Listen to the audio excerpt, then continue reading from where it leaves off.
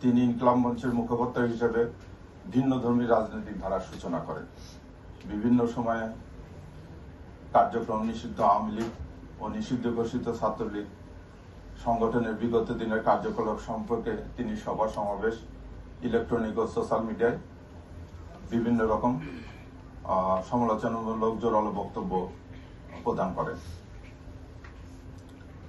তার এই বক্তব্যে নিষিদ্ধ ঘোষিত ছাত্রলীগে তার সংগঠনের নেতাকর্মীরা ক্ষুব্ধ হয়। আপনারা জানেন, ভিকটিমকে গুলি করা এজাহার নামে পলাতক আসামি ফয়সাল করিম মাসুদ ওরফে রাহুল ওরফে দাউদ নিষিদ্ধ ঘোষিত ছাত্রলীগের রাজনীতির সাথে জড়িত ছিলেন। শুটার ফয়সাল করিম মাসুদ ওরফে রাহুল ওরফে দাউদ এবং তার সহযোগী আলমগীর হোসেন দ্বয়কে পলায়নের বিষয়ে সার্বিক সহায়তাকারী তদন্তে প্রাপ্ত আসামি তাজুল ইসলাম চৌধুরী বাপ্পি পল্লবী থানা যুবলীগের সভাপতি ও ঢাকা উত্তর সিটি কর্পোরেশনের ৬ নং ওয়ার্ডের আওয়ামী লীগ মনোনীত নির্বাচিত কাউন্সিলর ছিলেন। কাজে আসামিদের রাজনীতি পরিচয়, ভিকটিমের পূর্ববর্তী বিভিন্ন রাজনৈতিক বক্তব্য থেকে তদন্তে প্রকাশ পায় যে রাজনৈতিক প্রতিহিংসার কারণে শরীফ ওসমান হাদি ওরফে ওসমান গনিকে গুলি করে হত্যা করা হয়। সার্বিক তদন্ত সাক্ষ্য প্রমাণে ধৃত আসামিদের স্বীকারোক্তিমূলক জবানবন্দি ফৌজদারি কার্যবিধির ১৬৪ ধারায় রেকর্ড করা হয়।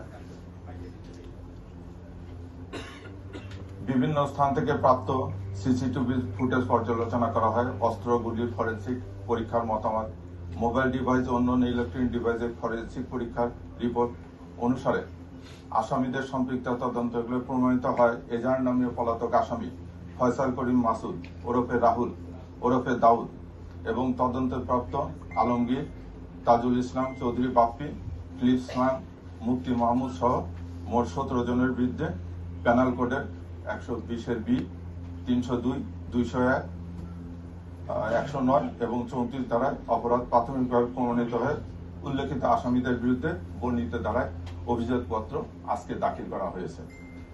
ভবিষ্যতে এই মামলা সংক্রান্তে আরো কোনো তথ্য প্রমাণাদি বা কারো সংশ্লিষ্টতার প্রমাণ পাওয়া গেলে বিজ্ঞ আদালতে সম্পূরক অভিযোগপত্র দাখিল করা হবে।